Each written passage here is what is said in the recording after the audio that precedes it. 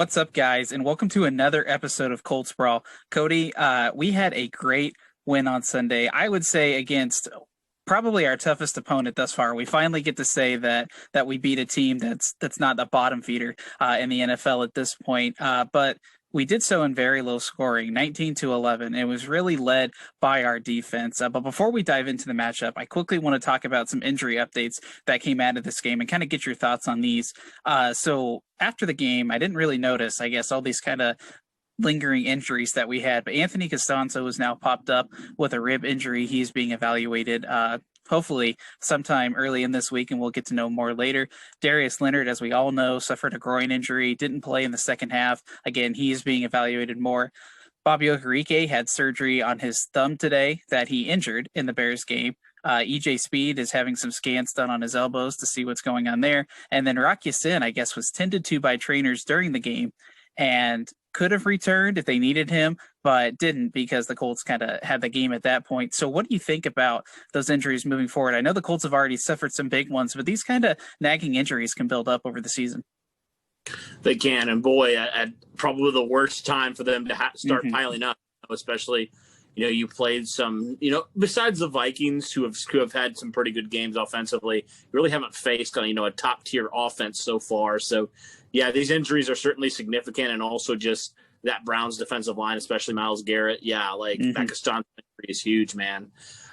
So overall, you hope it's something where they just give them the proper rest they need, and maybe it's a similar situation to, when T.Y. Hilton was battling a couple years ago through that ankle and in multiple injuries in the same ankle. Yeah. And hopefully, it's something. Hopefully, it's not that severe, but hopefully, if they need to rest them, they can. I mean, these guys, for the most part, are veteran guys.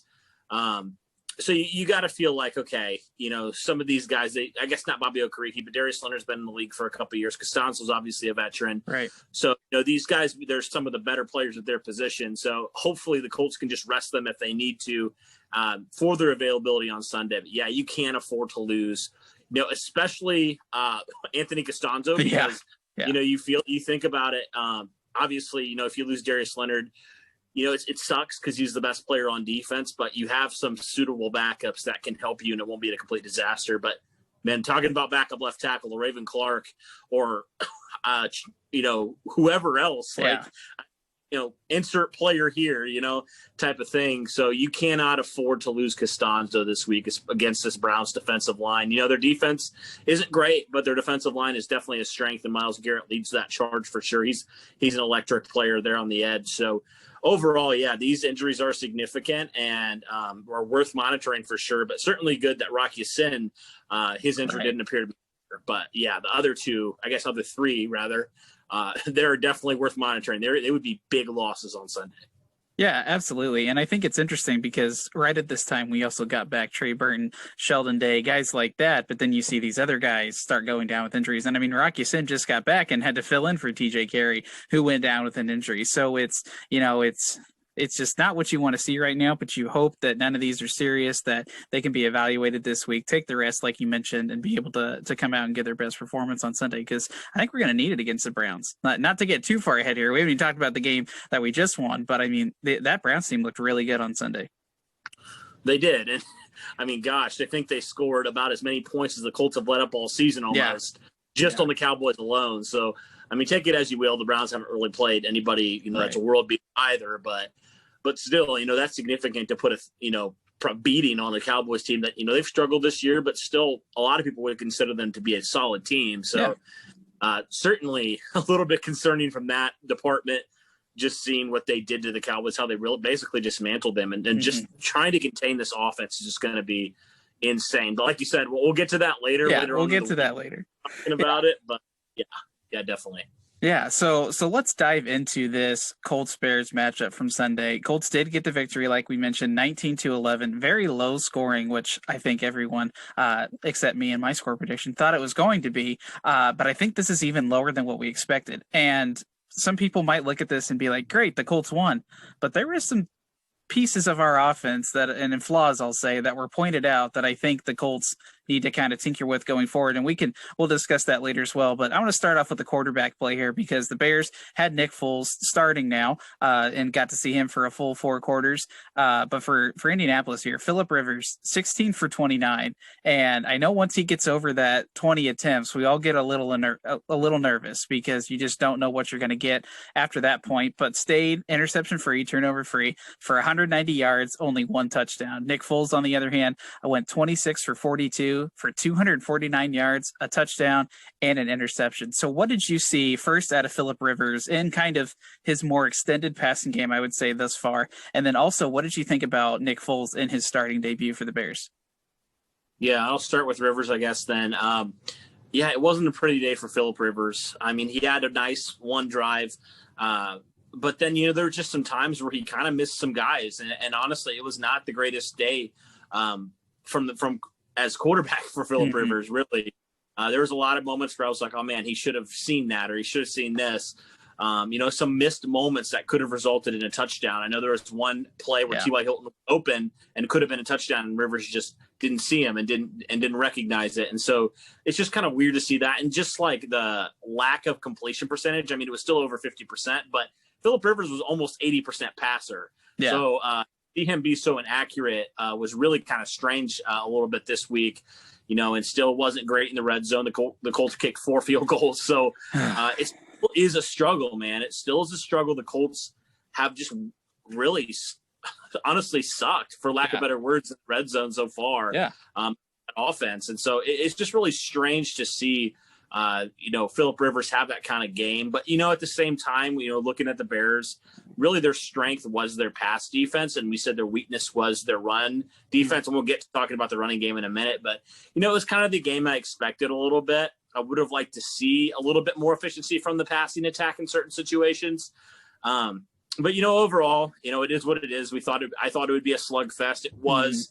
And that score is a little bit misleading, quite honestly. The game wasn't close, I would agree. And I guess that's the positive that I'll say from this game is, okay, Phillip Rivers, he wasn't the greatest day, but he didn't have sloppy turnovers, which was great. He had a couple scares there of passes and stuff, but overall, I thought he did a good job of really keeping the ball out of harm's way. I mean, the one that, there was almost an interception, I know, but Roquan Smith stepped out of bounds, which is a little bit scary. But, beyond that, and that tip pass that almost got picked by Khalil Mack, overall, I thought he did a pretty decent job of just getting the ball out of his hands and not putting it in harm's way. So I guess that's a positive I can take from this passing attack. And then as far as Nick Foles goes, I mean, gosh, 42 attempts, you better have over 200 some yards. Yeah. Overall, in that last touchdown, that was a little bit of garbage time touchdown. So made his stat a little bit better. I think it was about 76 quarterback rating. So it wasn't a great day for him. Yeah. Overall, man, the Colts did a great job of, basically forcing the Bears to have to be one-dimensional and throw the football a bunch, which we'll talk about. And really, I thought they did a really good job of containing all these receivers. I know Allen Robinson had over 100 yards, but really it was like a very quiet 100-some yards, 700 yards. Because it wasn't like back-breaking things. He's had a couple nice catches here and there, but overall, it wasn't something where he's going, last year you think of DeAndre Hopkins, what he did to the Colts in that second matchup. He wasn't anywhere close to that. So I thought the Colts did a really nice job there. Xavier Rhodes, had a good day. I thought Rocky Sin had a nice pass breakup. And overall, I thought this was a really, really good day against this Bears passing attack. That was a very, very cardiac passing attack.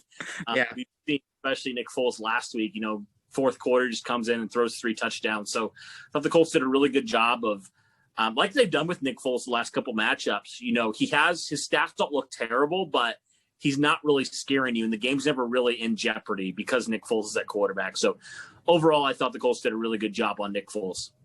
Yeah, absolutely. And I agree. When I was looking at the stats from the Bears receivers, it's like, wow, Allen Robinson had 100 yards. Darnell Mooney had 52. Jimmy Graham had 33. And I was like, I don't remember them getting like that. It wasn't explosive plays. It was the little kind of short passing game they went with that accumulated all these yards. And that touchdown came at garbage time. I mean, the Colts had that one in the bag, weren't worried about that at all. But you alluded to the rushing game, which I want to touch on, because honestly, I think this might have been a downfall of the Colts, because we talked about, the Bears were in the bottom half of the league in run defense, Jonathan Taylor only rushed for 68 yards, Nyheim Hines 24, Jordan Wilkins 15. Just all around, I was a little underwhelmed about our run game, because it would, just as it would seem like Jonathan Taylor would break a big one, then like the next two he was tackled in the backfield. So what did you see in our run game that's either that we were lacking, or was it just Chicago's run defense stepped up?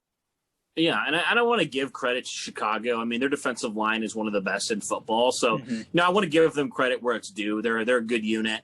But this offensive line, I'll just say it, they have plainly sucked through the first 4 weeks, of, at least in running the football, which is weird because we thought that's what their identity was going to be. And, you can point to different things like Marlon Mack being injured, but I don't care. Your guys are getting whipped right now. You want to call yourself a top offensive line. You're not playing like it by any stretch of the imagination. I thought overall it was a really pitiful performance. You mentioned Jonathan Taylor would have some nice runs, and then, the Bears would get penetration and tackle somebody in the backfield. It wasn't a good day for this offensive line again, and they got to get back to their identity. I have not liked what I've seen from this offensive line, which is weird because nobody's been injured. They just haven't played like they played a couple of years. So I don't really know how to explain it. It's just kind of a weird thing that happened with this offensive line where the Colts have not been really good at running the football. I think they had somewhere like 36 attempts or something around there, which is a lot of attempts. And they only averaged like 2.7 yards per carry, which is absolutely awful.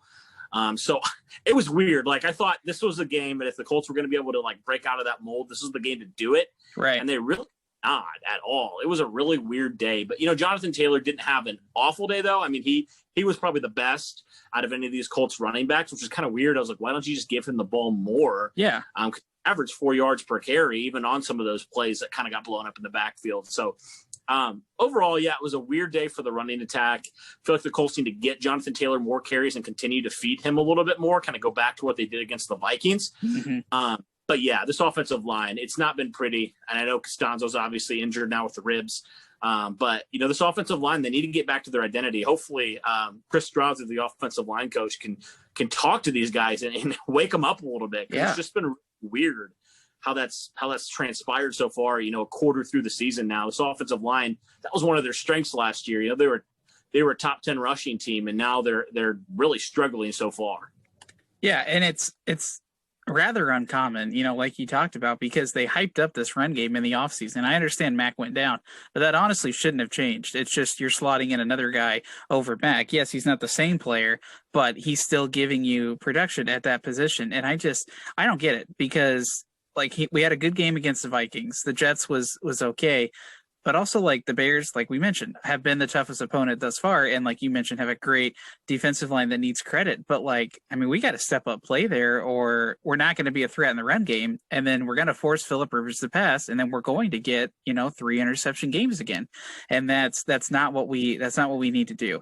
And I could very easily have pinned this on injuries if Costanzo was hurt going into the game, but that injury happened later in the game. So it's not like anybody's hurt. It's not like anybody's new. I think this offensive line, they were talking about it on the broadcast, it's had 30 consecutive games together or something like that. And it's there's no excuses for how they're playing right now. They just need to wake up and get ready, because like we mentioned, we have the Browns, we have the Bengals, we have the Ravens coming up, teams that you can't sleep on. So definitely offensive line wise, we need to get that going. But we also didn't have as bad of a day running the ball as Chicago did, because David Montgomery only ran the ball for 27 yards on 10 carries. Cordell Patterson, 3 carries for 5 yards. So yes, we had a bad day in our standards, but not like Chicago Bears running back bad on Sunday. Right. That's for sure. And I think that is huge. This defensive line, they really played well. I know Grover Stewart got a lot of love for his work and, just the running lanes. And overall, this Colts defense, I think this was definitely their best outing at stopping the run. We knew the potential they had, and it's good to see them kind of making good on that. I don't know when to say promise, but really on the projection that we thought they were going to be. It's really been good. And like I said, it forced Nick Foles to throw it 40-plus times. And when Nick Foles is throwing it 40-plus times, it's probably not going to go well. So, and so I really thought the Colts did a good job of containing the Bears running attack, not letting anything go. Right. Even with losing Darius Leonard, the Colts really continued to step it up, continued to stop the run very well. Man, this Colts defensive line, it's crazy that they were considered a weakness last year. Yeah. The addition of DeForest Buckner alone has just completely changed this defensive line from start to finish. This guy, he hasn't got a ton of sacks necessarily, but he only has a sack and a half so far. But Pro Football Focus guy gave him a lot of love this week. He's disrupting things in the interior, things that this defensive line hasn't been able to do for a long time from their 3 technique position. And he's allowing other guys like Justin Houston, who's having a really good year so far. Right now, he's projected through 16 games. Right now, he's played 4.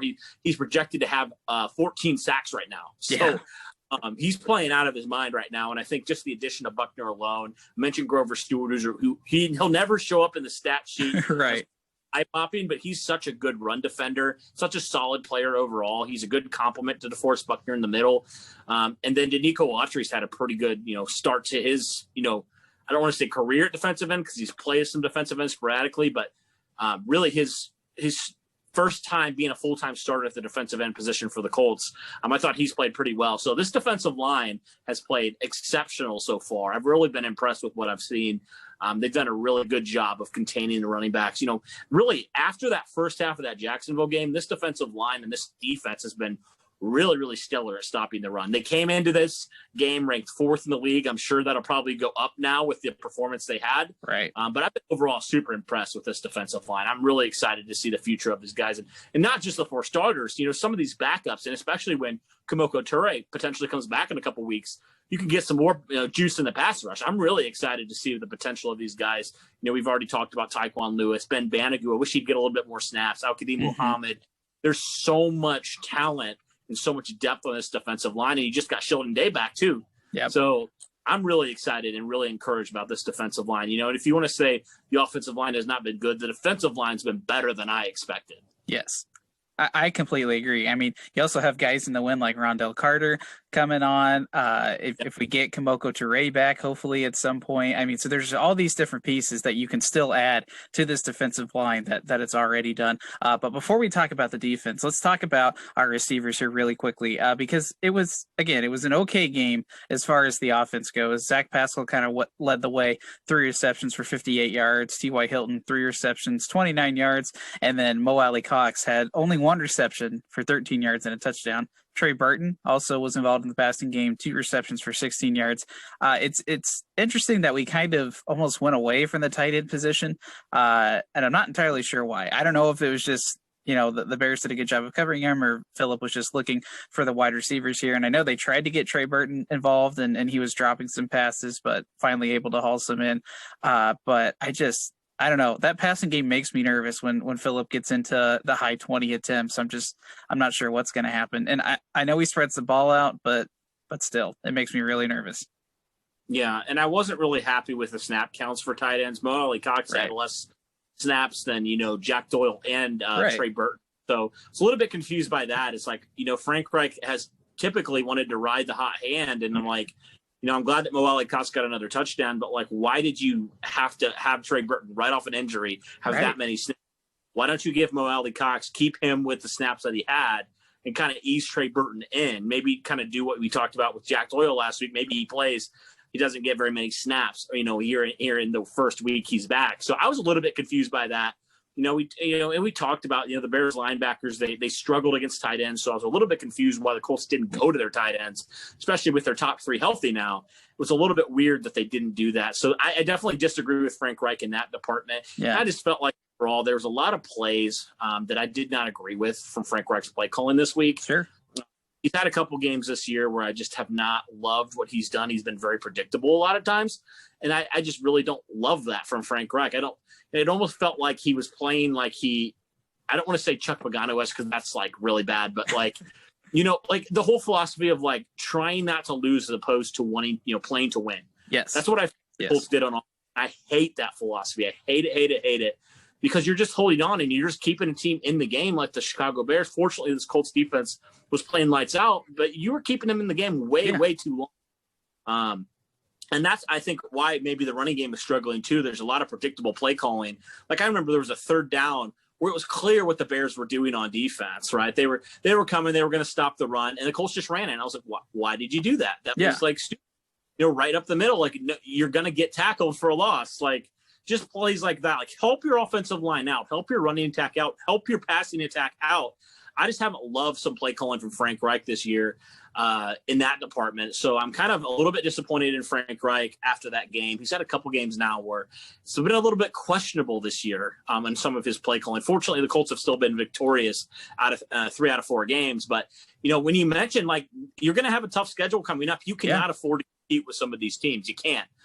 Because you're going to pay for it. You're going to be down by double digits very quickly if you do that. So overall, I wish the Colts would have, stayed with their tight ends a little bit more. If you're going to give Trey Burton that many snaps, feature your tight ends a little bit more. And I just didn't love that the Colts didn't do that so much. So because the corners are really strong and the secondary is very strong for the Bears. So I thought you need to expose them with your tight ends. And so a little bit confused by that tactic, but, overall, you live and you learn and you grow from it. So hopefully Frank Reich, watches film and realizes, okay, I need to, we have these 3 times we like, let's get them more targets. So especially with the 2 injuries that you have with Pittman and Campbell out, it's like, why would you try, I just don't love that. Like you have 3 guys you can rely on at tight end. Why don't you give them more of a run as opposed to a market, you trust Marcus Johnson, but he's coming off the street as opposed to, guys that have been in the offense a little bit longer. So just wasn't a big fan of that, I guess.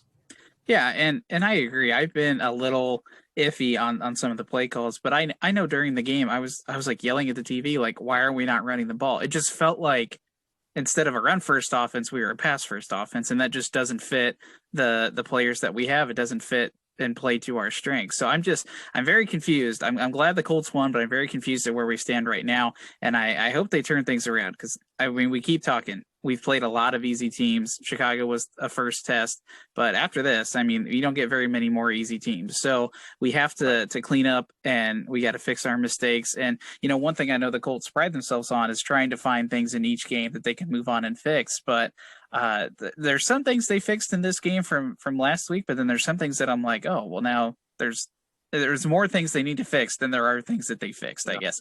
I'll put it that way.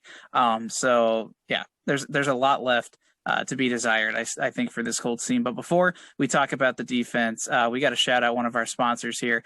Football's back, people, and that means it's time to throw on your team's colors and make sure you don't fumble your grooming below the waist. Our partners at Manscaped are here to save your boys from a Darius Leonard hit. We didn't get to see as many we liked on Sunday, but Julian Blackmon was lighting them up. So we got to save your boys from a Julian Blackmon hit like he threw on the Bears wide receivers all day. So you need to stay clean and take care of yourself where it matters most. Get 20% off and free shipping with the code BRAWL, BRAWL, at manscaped.com. That's 20% off with free shipping at manscaped.com and use the code BRAWL. This football season, audible from the ordinary and choose Manscaped for your most important male grooming needs. All right, Cody. So before we start discussing some of our takeaways that the Colts can look forward to against the Browns, let's touch on this defense. Honestly, the brightest point of the game, and I know we've alluded to it during our discussion of so far, but I just want to highlight a couple names here. Anthony Walker, I felt, stepped up, had 11 tackles. Justin Houston, like we mentioned, is having a great season, had a great game, 4 tackles, 1 sack, 2 tackles for loss, but rookie safety, Julian Blackmon, stole the show for me. He only had 1 tackle, but he had 3 pass deflections, 2 of which he just tackled and demolished the receivers to make them literally drop the ball, one of which was originally ruled a fumble and then overturned. And he also had that 1 tip interception on Nick Foles. So what impressed you the most about our defense, and then specifically about Julian Blackmon? How excited are you for this rookie safety that we have? Yeah, I'm really excited to see, and I'm glad that he finally is able to get his first interception. He's definitely a guy that's near the ball a lot, which is great to see. It's crazy to think this guy fell to the 3rd round. Right. And the Colts were wise to draft him. So in the 3rd round, he fell to them. I'm super glad. He's been a playmaker for sure. Overall, I thought this defense played really, really good. Again, I know it's not, Nick Foles isn't Patrick Mahomes or anybody even close to that, but you did what you needed to do on defense. You didn't let up. This is like, the third straight week now that you've really shut down the opposing team's passing attack and just the opposing team in general. Right. They're all couldn't do anything. They had a few plays where you're like, oh man, especially you think of even the one score that they had early on, the field goal. They're driving down a little bit, and then the Colts defense holds. So, shout out to them. They did a really good job. They held them out of the end zone. And then they really tightened up. I mean, I feel like that's what happens about every game we've seen. The team will go down and they'll score. The Vikings kicked a field goal early on. The Jets scored a touchdown, and then the Bears kicked a field goal, and then this defense just tightens up for pretty much the rest of the game, and they can't move the ball. They don't even get really close to the red zone pretty much. So overall, I'm really encouraged, and shout out to Julian Blackman. That's really a great accomplishment here. Really, only in his third game starting. He got his first interception. He also was a part of another interception a couple weeks ago. So I'm really encouraged of what he's bringing, and it looks like he's off his pitch count too. And originally when he came back, he was on 32 snaps or something like that. So really excited that he now, is getting more of an expanded role in this defense. I'm really excited for him and what he brings. Yeah, he's a hard hitter, but he also is no slouch in coverage. So it's really exciting.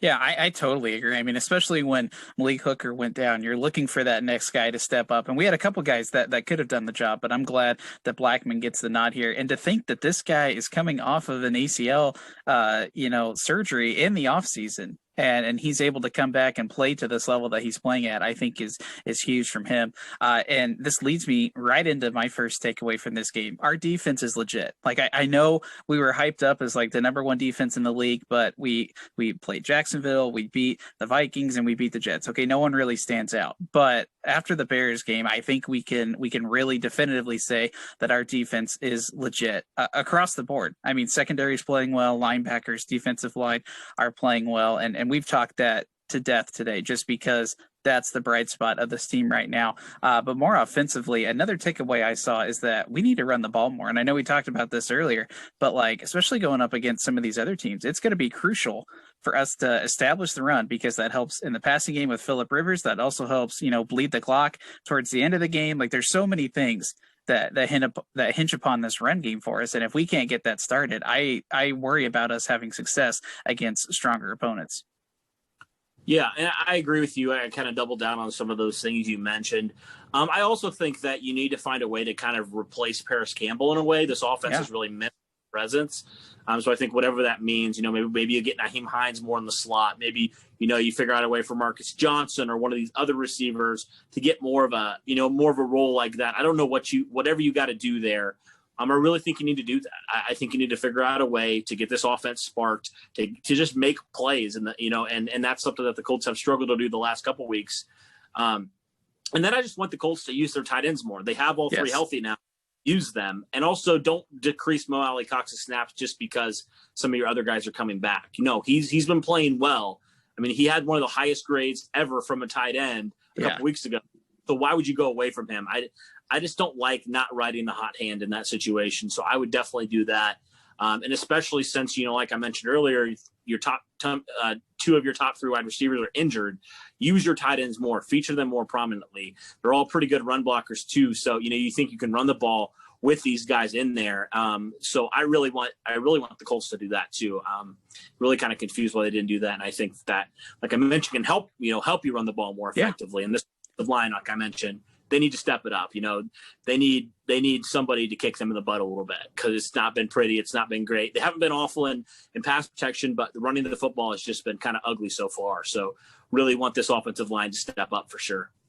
Right. And what I think is interesting about the whole tight end situation is Frank Reich is kind of talked about as being an analytics, a stats guy. And you can't argue with what Mo Alley Cox has been able to produce so far. So why they make that dramatic change, I don't know if it's because, you have Trey Burton, you want to use him, especially going up against Chicago. I mean, I don't know all about that, but I didn't understand it either. Mo Alley Cox has been your guy. Go with him until proven otherwise. And honestly, that's the approach I was taking with the secondary when I heard that Rock Ya-Sin was back. It's like, if it, in this case, if it's not broke, don't fix it. But we saw Rock Ya-Sin had to play and still did well. But then I also had one more takeaway, and I feel like I'm a broken record here because I say this every week, but we need to finish off drives. We get so close and then have to rely on Hot Rod to kick field goals. And, he's been great thus far. But I just want to see the Colts actually score touchdowns because, like we keep talking, the schedule's getting tougher. You're going to have to score touchdowns to stay in these games. Yeah, I definitely agree. That is one thing that they definitely have struggled to do. It's been weird to see them because it feels like a lot of things that have been kind of staples of Frank Reich's offense. It's weird that they haven't been clicking so far. Right. Mentioned third red zone, running the ball. Colts have not been able to do any of those things. It's really kind of a weird situation when your defense has really been the reason why you're 3-1 at this point. It's just weird to see that and weird to see your defense leading the charge in that way. The good thing is, and my friend Zach Hicks, who we'll hopefully have on the show here coming up soon, he mentioned this, and I kind of agree with him. I'm probably more optimistic about this 3-1 team than I was about the 5-2 team last year because the fact that this team has so much potential on offense that they haven't even cracked yet. Yeah. Jonathan Taylor, obviously, he's still learning. He's still growing. Phillip Rivers, he's had to deal with 2 injuries to his top 2 out of 3 wide receivers. He's still figuring out stuff with T.Y. Hilton. He's really had no preseason games to do that. They're still kind of ironing out. So if you think about it from that standpoint, really, this next week would be technically, if you go by preseason standards, would be week 1. Yeah. So I'm interested to see, can the Colts start to iron out that stuff a little bit more as the season progresses, as these guys get to know each other a little bit more, because, the potential is there. It's like, can they just capitalize on these things? They've shown that they can throw the ball and they can run the ball when they really want to. It's like, why can't we do that? And why can't we complement each other really well in that way? And why can't we finish off drives? Because they can put up a bunch of yards like we saw a few weeks ago, and then they don't finish off drives. And so it's just like, they just need to do that. They really do. And if they can do that, I think they have a really good chance of challenging and being one of the top teams in the AFC for sure. Yeah, absolutely. And this next matchup against the Cleveland Browns is going to be no sleeper here because the Cleveland Browns put up 49 points on the Dallas Cowboys, and they just have such an arsenal on offense. We know Nick Chubb probably won't play because of his injury, but still, they're just so potent on offense, and defensively, they're pretty good as well. So we need to step up our play, fix all these things, and hopefully come back ready to go with a strong run game in week 5 against the Cleveland Browns. Thanks guys for listening. Be on the lookout later this week as we will release our preview episode for the Cleveland's Brown matchup and might even have a special guest for you. So stay tuned for that. And as always, go Colts.